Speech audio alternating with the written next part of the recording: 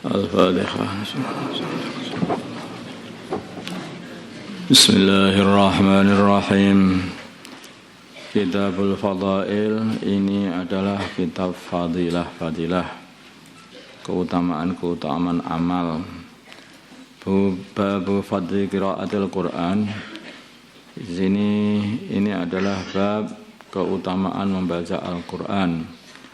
An Abi Umamah, dari Abu Umamah radhiyallahu ta'ala anhu qala, berkata Abu Umamah, sami'tu Rasulullah sallallahu alaihi wasallam, aku mendengar baginda Nabi Rasulullah sallallahu alaihi wasallam yaqulu, beliau bersabda, iqra'u, bacalah kalian semua Al-Qur'an, fa innahu, maka sungguhnya Quran ya'ti akan datang yaumul qiyamah, pada hari kiamat, syafi'an, sebagai pembela, li ashabihi, bagi orang yang mau membaca Al-Quran. Rawahu Muslim.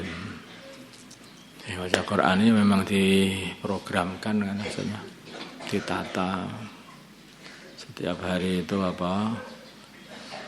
satu pojok, sembari itu satu juz sebisanya, tapi ada waktu khusus untuk membaca Al-Quran setiap hari.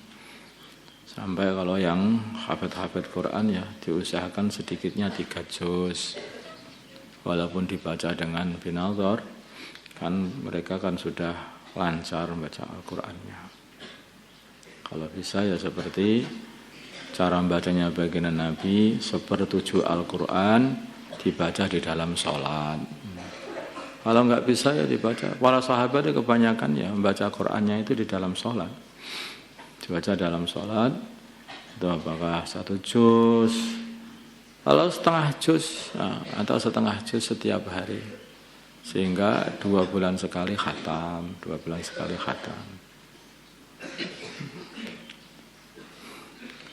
kalau enggak bisa 1 Jumat sekali khatam. Tapi yang jelasnya harus punya target setiap hari itu untuk membaca Al-Quran.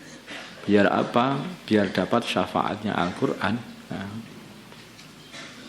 Wa an-Nawas bin Sam'an, dari Nawas bin Sam'an radhiyallahu ta'ala anhu qala, berkata Nawas, sami'tu, aku mendengar Rasulullah sallallahu alaihi wasallam yaqulu, bersabda, yu'ta, akan didatangkan yaumul qiyamah, pada hari kiamat, bil Qur'ani, Al-Qur'an, wa ahlihi, dan pembaca Al-Qur'an, alladzina, yaitu orang-orang kanu yang adanya dulu ya di dunia, ya maluna, mereka mengamalkan bihi Al-Quran, fitunya, di dunia ada.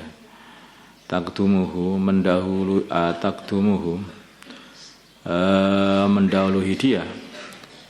Taqdumuhu, Al-Quran mendahului dia, si pembaca Al-Quran. Taqdumuhu, mendahului dia. Suratul Baqarah, surat Baqarah, wa Ali Imran, dan Ali Imran. Jadi sebelum sowan kepada Allah, Al-Quran sudah mendahului dia ini untuk sowan kepada Allah. Tuhajani, mereka berdua, yaitu surat Al-Baqarah dan surat Ali Imran, keduanya membela an sahibiha, dari membela an sahibiha, orang yang membaca, an sahibihima, orang yang membaca surat Ali Imran dan Al-Baqarah. Rawahu Muslim. Membaca Al-Quran nanti ini akan dibela oleh Al-Quran. Sebelum dihisab itu aja sudah didahului oleh siapa itu, surat Al-Baqarah dan surat Ali Imran. Enggak tahu apakah ini nanti diwujudkan suatu makhluk atau bagaimana, wallahu a'lam kondisinya,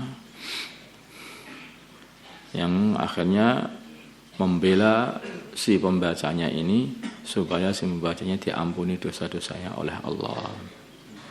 Rawahu Muslim. Wa Utsman bin Affan, dari Utsman bin Affan radhiyallahu ta'ala anhu qala, berkata Sayyidina Utsman, jadi kita ini di sini ini ya pondok tahfidz, disuruh membaca Al-Quran setiap hari.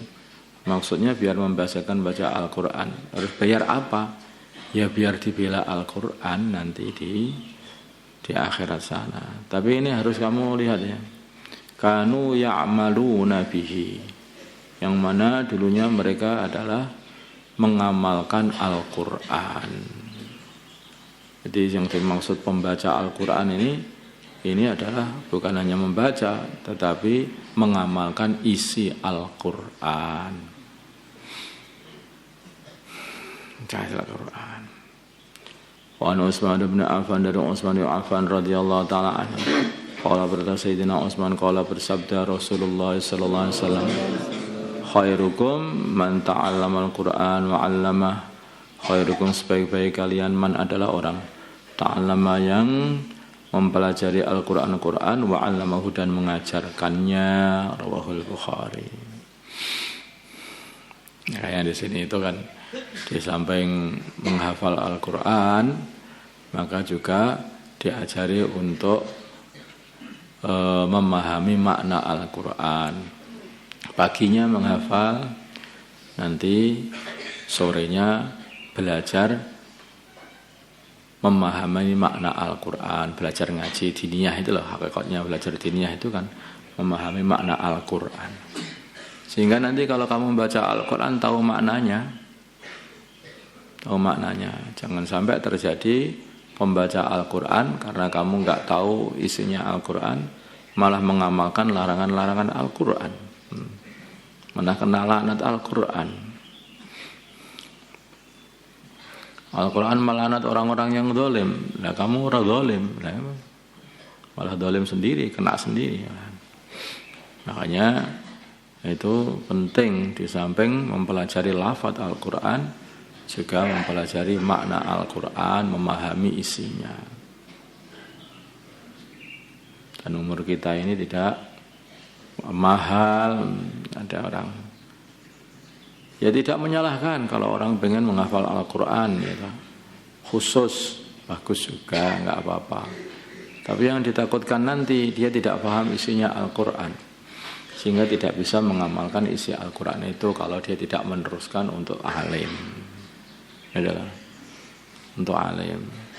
Makanya kan di pondok kita ini kalau umur-umur yang di bawah 12 tahun mereka ini memang khusus untuk Al-Qur'an ya, sebenarnya anak di Manis Rejo itu ya. Itu mereka semuanya terus ngajinya Al-Qur'an aja, menghafal Al-Qur'an. Tapi begitu sudah umur 12 tahun maka harus juga ngaji diniyah.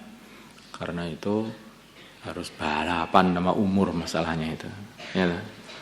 Balapan sama umur. Nah, kalau belum menghafal Al-Qur'an, hanya langsung ngaji diniyah begitu saja. Ya enggak apa-apa. Selesaikan diniyahnya. Habis diniyah kita buat juga tahassus khusus untuk anak-anak yang sudah khatam diniyahnya. Nah, maka ada tahassus Quran juga untuk anak-anak besar yang sudah khatam daurah ya. Nah, supaya nanti juga begitu membaca Al-Qur'an paham semuanya maknanya, itu seperti orang Arab membaca Quran saja ini memudahkan menghafal juga. Jadi kalau menghafal setelah daurah juga lebih mudah karena tahu maknanya, banyak tahu maknanya. Kalau menghafal itu sebelum masuk diniyah juga bagus karena itu juga lebih nancep juga. Nah, anak kecil itu kalau menghafal juga nancep. Kalau menghafal bareng-bareng sama diniyahnya ya bagus, sehingga tidak bosan setiap hari. Itu membaca Qur'annya hanya setengah hari saja, mulai jam 6:30 sampai 9:30 ya. Sampai gitu aja. Sore nanti sudah ganti kitab, sehingga enggak bosan, terus sama isi istiqomah. Paling enak, malah manusia itu bosan itu. Setiap hari dikasih permen terus juga bosan, ya lah. Dikasih nasi terus juga bosan. Pengennya berganti-ganti. Wa an Utsman bin Affan radhiyallahu wa an Aisyah, dari Sayyidah Aisyah radhiyallahu taala anha qalat, berkata Sayyidah Aisyah, qala bersabda Rasulullah sallallahu alaihi wasallam, alladzi orang yaqra'ul Qur'an, yang membaca Al-Qur'an, bahwa sedangkan dia mahir bihi dengan Al-Qur'an, ma'as safaratil kiramil barrah, beserta para malaikat yang hilir mudik dari langit ke bumi untuk menemui para rasul, al-kirami yang mulia-mulia, al-bararati yang taat-taat semuanya.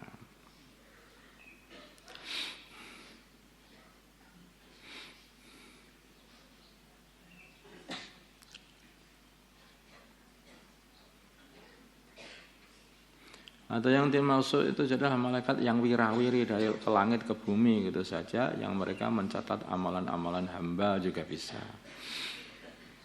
Sehingga malaikat yang selalu safar dari langit ke bumi, bumi ke langit terus begitu bersama mereka. Ini tingkatan tinggi. Waladhi dan orang yaqra'u yang membaca Al-Qur'an wa yatata'u dan dia tersendat-sendat maju mundur bismillahirrahmanirrahim. Susah baca itu, susah sekali, salah-salah. Tak itu seperti itu. Wa yatata'u lan gagap, dan dia itu gagap atau maju mundur.